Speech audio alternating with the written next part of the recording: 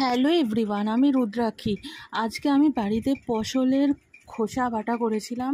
তো এটা আমি কিভাবে করি সেটাই তোমাদের সঙ্গে শেয়ার করেছি।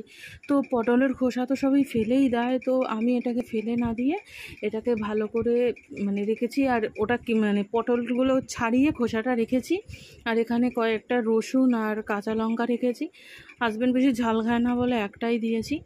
তারপরে খোসাগুলোকে ভালো করে জল দিয়ে চটকে চটকে অনেকবার ধুয়ে নিয়েছি। ধুয়ে এবার একটি কড়াইয়ের মধ্যে জলের মধ্যে এবার আমি পটলের খোসাগুলো দিয়ে এটাকে ভাপিয়ে নিয়েছি, একদম সিদ্ধ করে নিয়েছি।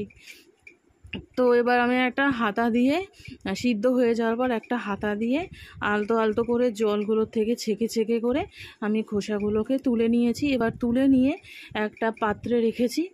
তো এবার এটাকে ঠান্ডা করে নিয়ে এবার মিক্সির মধ্যে পটলের খোসা, কাঁচা লঙ্কা, রসুন, নুন, হলুদ আর সামান্য পরিমাণ চিনি দিয়ে এরকম একটা মিহি পেস্ট বানিয়ে নিয়েছি।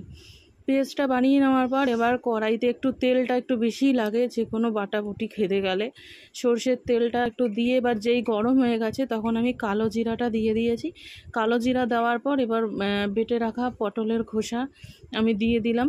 দিয়ে এবার শুধু এটাকে ভাজা, আর এটার মধ্যে আর কিছুই যাবে না। এটাকে একটু ভালোভাবে নাড়াচাড়া করে ভাজতে হবে যতক্ষণ একদম থকথকে টাইপের না হচ্ছে। আর এটা দিয়ে গরম গরম ভাত খেতে দারুণ লাগে। তোমরা চেষ্টা করতে পারো, একবার খেলে আর মনে হবে আরও খাই এরকম। এটা খুবই ভালো লাগে। আমার বাপের বাড়িতে আমার মা বানাতো। দেখো এটা নাড়াচাড়া করতে করতে কিন্তু কেমন থকথকে টাইপের হয়ে গেছে, খুন্তির সঙ্গে লেগে লেগে যাচ্ছে, দেখে বুঝতেই পারছো।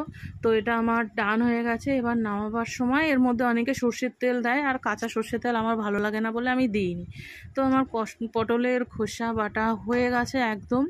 এবার আমি এটাকে গ্যাসের ফ্লেমটা অফ করে দিয়েছি। তোমরাও চাইলে এরকমভাবে পটলের খোসা বেটে খেতে পারো। ভালো লাগলে শেয়ার করো। ধন্যবাদ।